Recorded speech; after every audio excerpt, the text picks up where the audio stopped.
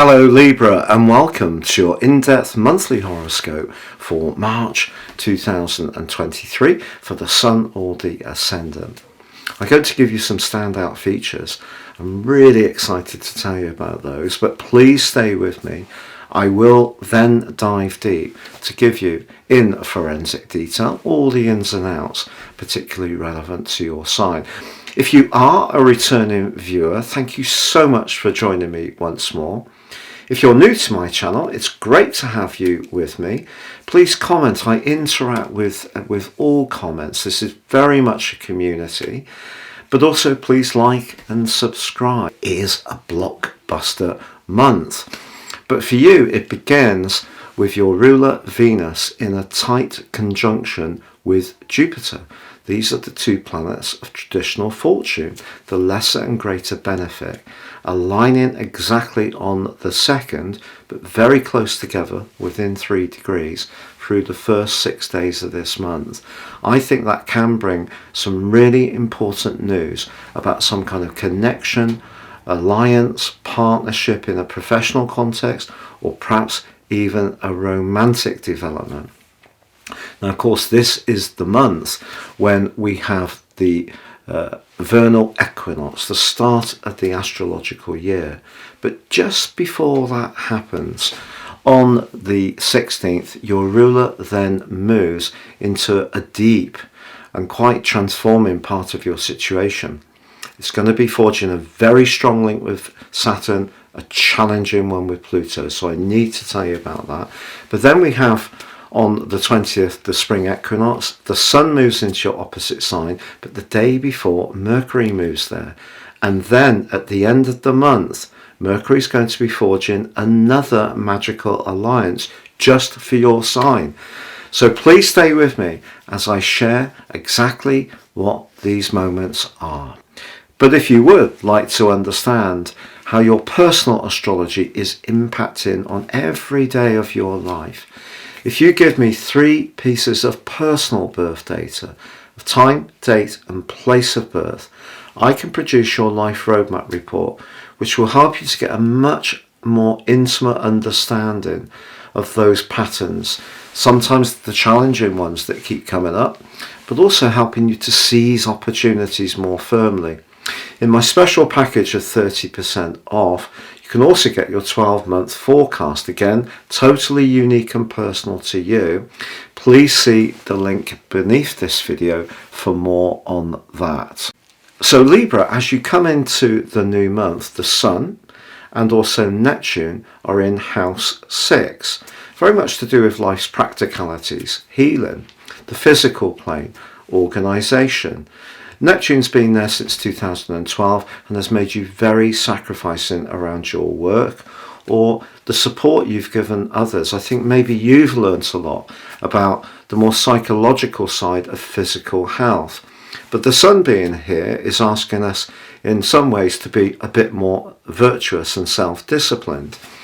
But as I just mentioned in the intro, the alliance of Venus and Jupiter, which becomes exact on the 2nd, is very special indeed. It doesn't necessarily have to play out through the prism of romance, but your connection to someone could really give you a significant sense of uplift. And after all the years that Pluto has been causing such mischief in your sector of emotion, this is going to be really welcome. But also on the 2nd, Mercury, the planet of communication, in the sign where it's exalted, Aquarius, comes into an exact conjunction with Saturn. Now, of course, Saturn has been really asking some stern questions about your talents, but also around your love life, your relationship with your children over the last 2.5 years. It's preparing to make its move into the sign of Pisces, which occurs on the 7th, just as the full moon occurs. But I feel that the combination of Mercury and Saturn is going to see you see something that you've gained in terms of wisdom and how you're ordering your skills and artistry in a way which can bring you greater recognition. Also, in week 2 of this month, Venus moves on and forges an amazing alliance with Mars. Now, Mars finally comes out of its post-retrograde shadow on the 15th, but is in the 9th house of expansion, adventure. So having Venus, the planet of relating, and money and self-worth, but in your sector of relating, angling so brilliantly to Mars in a very dramatic area, and that combination between Venus and Jupiter just suggests to me that whether you actually meet someone or an existing relationship goes into a better phase, or you just change your relationship to the wider world, any of those possibilities can play out and give you a lot of a sense of liberation, but also a much greater sense of optimism, which is wonderful. But the full moon, which occurs on the 7th, does occur in a very psychological part of your scope. So when it comes to your professional situation, particularly with Saturn pitching up in your sector of work on the 7th too, where it's going to be initially for 2.25 years before a final quarter of a year is added on, well, I feel that that's quite interesting. Are you doing a job where you invest an awful lot of yourself, your energies, your emotion to support others, but you don't feel that you get a particular amount of recognition for it? Being sacrificing may be something that you're at ease with, but if you're giving too much of your power away in this role, Uranus, which is actually in a very provocative but positive link to this particular lunation, is asking you to think again. Also, the full moon in Virgo forges a quincunx with Chiron, the healer, and Jupiter in a conjunction in your sector of relating. So I feel that if there are politics around you, or there are people who dampen your spirits with faint, insincere praise, I think you will be looking at the way you manage the give in your life, because it's important that the compassion that you show isn't draining your physical vitality too much. And one of the things about the 7th house, which you have a lot of strength in at the start of this month, and then Venus's alliance with Mars, is it can help you to diplomatically set your boundaries. Now on the 2nd, after Mercury gets into that tight embrace with Saturn, it does move into your 6th house, joining up with the Sun and Neptune, and then of course we have Saturn arriving on the 7th. So at this phase of the month, there is potential to engage with others in a more successful way, but there's also quite a lot of energy focusing on life's details and those practical regimes. And the 6th house is great to be virtuous, as I mentioned before, but I feel that what you do for a living, if it's starving you of doing what you need to do more for you, then this full moon is asking you to realign in some way.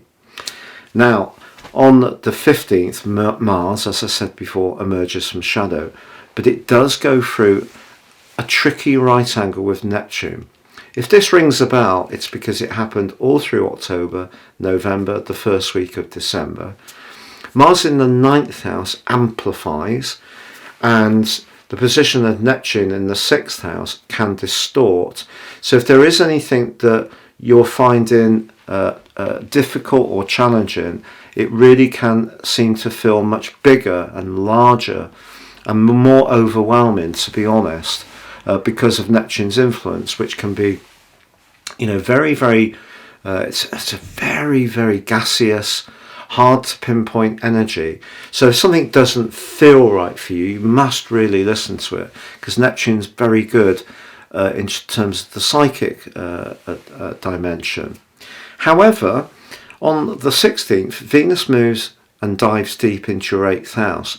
This could see some kind of financial benefit come to you, but also in any kind of relationship, if you have been, going through a period of getting to know someone, it's either going to heat up at this point or it could stumble. Now, if it heats up, it's because I feel that the boundaries are working well, and also the values that you both share, like just around money. For example, if you met somebody who just automatically assumed of your generosity and goodwill, that would be something that would be jarred, because Pluto challenges Venus. Pluto, yes, again, in your 4th house. So if something doesn't feel quite right in a relationship that you're hoping to get more from, it can be flagged. But the converse can be true. If you're seeing a relationship shape up in a quite promising way, Saturn's very supportive of Venus moving into this deep position. But on the 19th, Mercury moves into its 3rd home of the month, into your sector of relating, which is fantastic, because in the 6th house it can be a bit brittle. There could be a few tension headaches early in the month. In the 7th house, it helps to bring out your natural air. And of course, the 7th house is the house member that your sign governs, so you can use its intellectual and discriminatory qualities to just step back a little bit. Then on the 20th, we have the spring equinox, the start of the Western tropical astrological calendar, which is based on the 4 seasons, so 4 quadrants. And this is quadrant 1 that's ushered in, cardinal quadrant 1. But for you, very much about relationships. So the next 13 weeks can be exciting for you in terms of how you link with other people.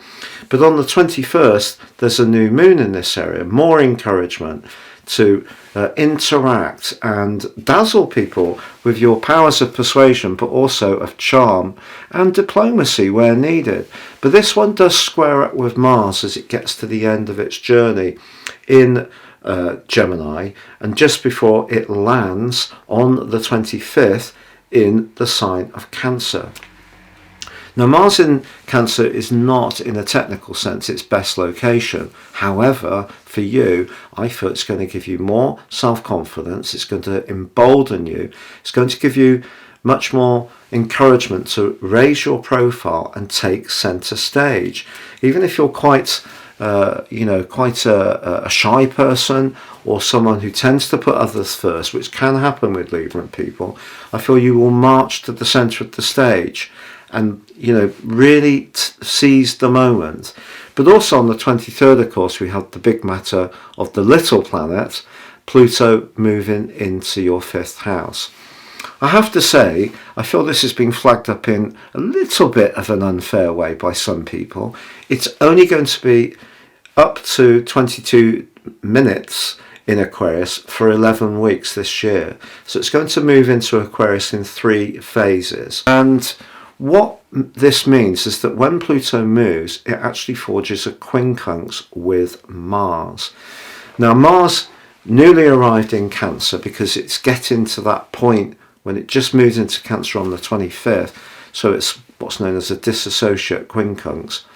What I feel that will do is where you can demonstrate your talent, creativity and artistry, you may encounter someone in a position of influence who doesn't like it and may try to hold you back or push back. But the wonderful news to bring the cosmic curtain down on this month for you, Libra, is that Mercury speeds up and aligns with Jupiter in your sector of relating for the last week of this month. So the first week you have Venus aligning with Jupiter, the last week Mercury with Jupiter. And with that new moon in your 7th house, all this 7th house energy is moving you forwards from some of the very dispiriting and disappointing experiences that I feel that Sun or Ascendant Librans have been experiencing since Pluto moved into Capricorn in 2008.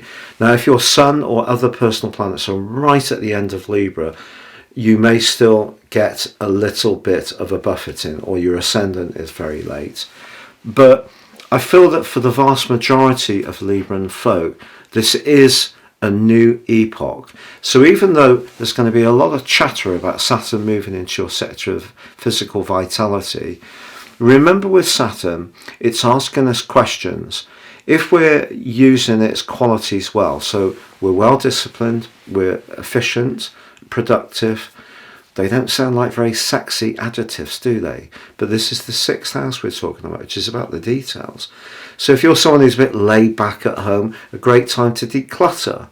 If you're someone who does burn the midnight oil, get to bed earlier. If you tend to use a bit too much pre-cooked or pre-prepared food, cook it from scratch. The sixth house is asking you to bring a greater sense of purity to your system. So although Saturn and Pluto will get most of the attention in astrological circles this month, for you, I think it's your relationship sector that's really sparkling, and I'm really genuinely excited for you. Please like, comment or subscribe.